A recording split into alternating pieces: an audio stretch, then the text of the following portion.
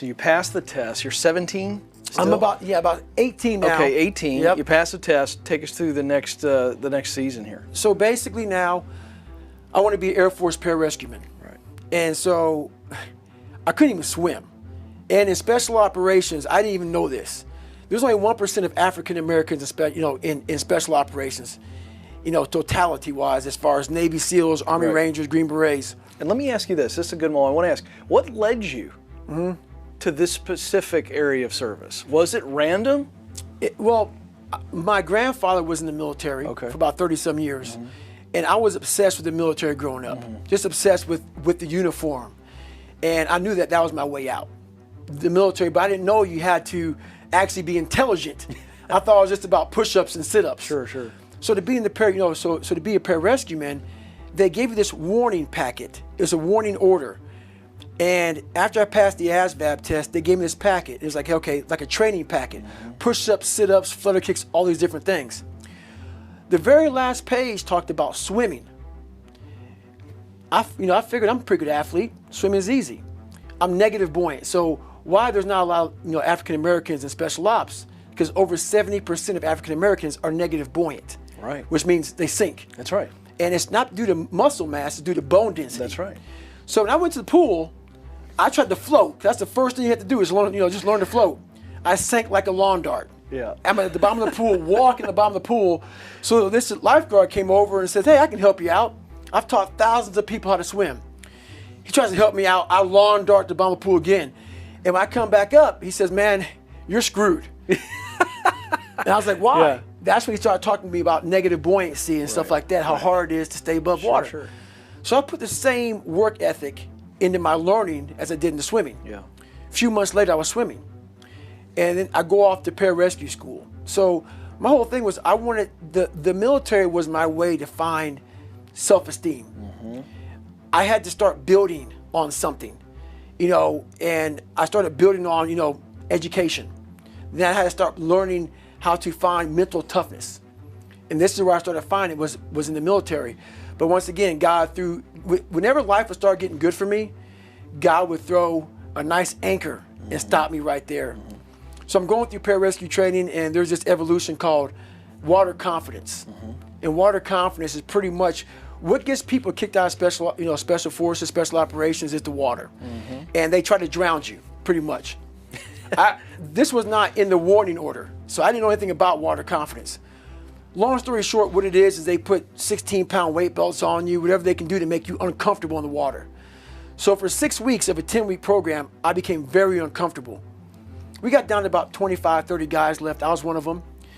And getting near graduation of this program, I'm thinking, my God, I'm about to get through this. Barely, though. Water confidence is killing me. Right. They took me to medical. They drew my blood and realized I have sickle cell. Yeah. So sickle cell is a blood disease that some African Americans have, which is not good. No. So they took me out training for a week. And when you go from being uncomfortable, that's your lifestyle, you get used to being uncomfortable. Right. When you go back to being comfortable, your mind says, I don't want to go back to being uncomfortable again. That's right. So I was like, I don't want to go back to the water. So my whole mindset was, I want to get out of this training. So I was hoping that they were going to medically disqualify me from pararescue program. That didn't happen. A week later, the doc called me in the office and said, "Hey, guess what, man? We're going to put you back into training." I was like, okay, well, I missed a week. I got about 2.5 weeks left. I can do this. I went back to the CEO, the commanding officer. He said, "Hey, guess what? We're going to start you back from day one." And when he said that to me, my mind went back to the old David Goggins. So I thought I had changed. Yeah. Learn how to swim, learn how to read and write. All I was doing was attacking the surface. I wasn't getting down into the dungeon of what was really bothering me. So whenever tough times would happen, any tough time really tough time that would happen, I would go back to the sewer of my mind. So this happened, I went back to lying. I said, "Hey, you know what, CEO? This guy, the doc didn't know about sickle cell. He didn't give me a good reason why. He's talking about sudden death, heart attack, stroke. I'm not comfortable." So he gave me a medical from pararescue. So he allowed me to leave. But I really quit. I didn't want to go back in the water again. Right. And that's when I went from weighing 175 pounds to 297 in about 3.5 years. Wow. So I did a job called TAC-P. Yeah. controlling fast movers behind enemy lines. But that job wasn't a job that I wanted.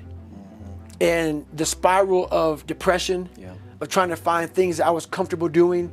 And whenever you find things that you're comfortable doing, you're going away from the journey of life. And I was going so far away from my journey that my weight showed my whole mindset. Well, we're going to keep going forward, but I want to stay here for a moment because one of the chapters that I've pulled out to talk about is chapter 5, The Armored Mind. Yes, sir. And you talk a lot about negative self-talk. Yep. And we all have a negative voice. That's right. Some of us deal with it more than others. Right. Some of us, we deal with it in different times. It manifests itself very, very different for all of us. Right here in this story, I want to go right back where you left us. You lie, you get yourself out of that particular service. Right. And then you put on all this weight over 3 years. Was it the negative voice? How did the negative voice lead you to the weight gain and kind of keep you in the sewer, as you say? So the most important conversation you'll ever have is the one you have with yourself.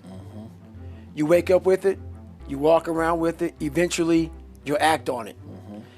And my self-talk was the most disgusting self-talk of all time.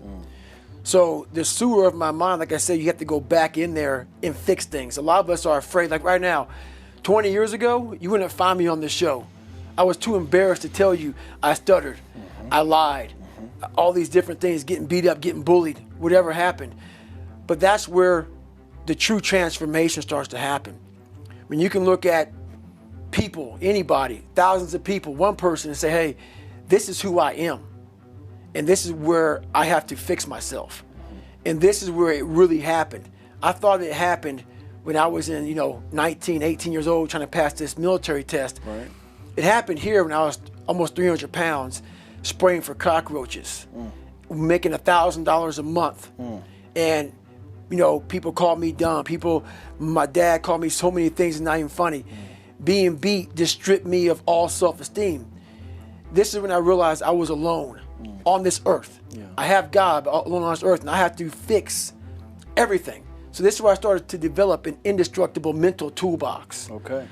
So I came home one night after spraying for cockroaches at Ecolab, and literally I was praying at Steak and Shake, and I would go across the street to 7-Eleven. I had a 45-minute commute home. So I worked from 11 o'clock at night to 7 o'clock in the morning. Okay. I had a 45-minute commute home.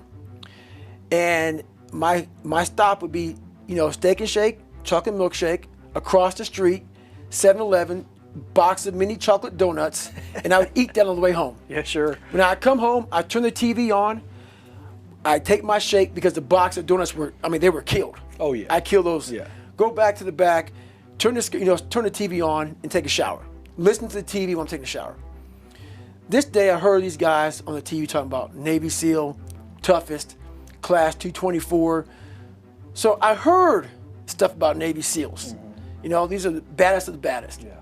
And so I come out, and I'm watching this show while I'm drinking my shake. And when you're watching the show of guys who are putting it out there, and they're quitting left and right. Oh, sure. Just can't handle it. They're going through Hell Week. They show them going through first phase, second phase, third phase, and they're dropping like flies. I looked in this one guy's eyes who was ringing the bell to quit, to put his helmet down out of Navy SEAL training, and I saw myself. And I saw what everybody said I was going to be, which was nothing. What I said I was going to be, that conversation you have, that's who I was. So that's why I lied to people to tell them a different version of the truth. Sure. I had to make all those lies reality. I had to make them real. I had to become a real person. So that's when I put in my mind that I'm going to go to the toughest military training on the planet. And where it has the most water, the thing I was scared of the most, I had to go back. So a lot of us run away from our fears. Sure. And we box ourselves in to a lifestyle of this is all we can do. Because I'm afraid of everything outside this box. Yeah. So I'm comfortable inside this box. I jumped the box. Oh, you did, yeah. For the first time in my life. Mentally, I jumped the box and said, hey, I got to come out here and play. Well, what's interesting to me, and I want to talk about this for a second, because you made a real decision. You want to talk about jumping in the fire that night because you're 297 pounds. Right. So there's a lot of hard work that has to be done just to get you ready The if you can impossible be task. ready That's right. to take on the SEAL training. That's right. So there was a lot of hard work. I want to point that out to our listeners and our viewers, just to get yourself to a point where you can do what it is you set out to do. And the funny thing about that's not even funny at all. There's a good chance I might not even make it Right. through Navy. So I had to lose 106 pounds in less than 3 months. Which is insane. Due to my age, due to prior service, due to the program was shutting down that I tried to get into, the special program I was trying to get into. I called up recruiters for 2 weeks, and every recruiter was like, hey, you know what, no. Of course, yeah. One recruiter named Steven Saljo, who's in my book, I talk about him a lot, well, not a lot, just in that chapter. He told me just to come in, and he gave me a shot. So basically, I had to lose 106 pounds in less than 3 months. And that journey alone was very difficult. The amount of ups and downs, the amount of mornings I would wake up and just look at my shoes, because my first run was a quarter mile. It was supposed to be 4 miles. Right. And I walked home Right. and cried on my couch. Sure. So it But was here's what I want people to hear. Sometimes, because it is intimidating. You just talked about it, how intimidating and how difficult Right. the mountain was just to get a chance. afraid. Yeah, Afraid. terrible fear. Yes. Yet you made a decision. It is as simple as us making a decision. I'm going to do this no matter what. Is that essentially what happened that night in the shower? You know what? It was over a period of time, that voice became haunting. When I was younger, I could get away from it a little bit. Right. When it becomes something that steady just pecks at you Yeah. all day long, no matter what you're doing, like if I was talking to you back then when I was 300 pounds, Sure. I could be talking to you in this voice at the same time, like, what are you doing? What are you doing, man? You're a loser. Where you going, man? This is what you can do your whole life. Right. So it'd be talking to me as I'm talking to everybody. It was almost like I had 2 people. Right. And I'm like, good God, just Right. shut up. Right. Just Right. I Sure. want to be comfortable. I want to be left alone. Like I don't want to face all these things that life gave me. So you got to a point where you were sick and tired of hearing that voice. I was sick and tired of not facing the fact that I've allowed life to make me feel like a loser. And a lot of us allow life to do that, Yeah. and we accept it.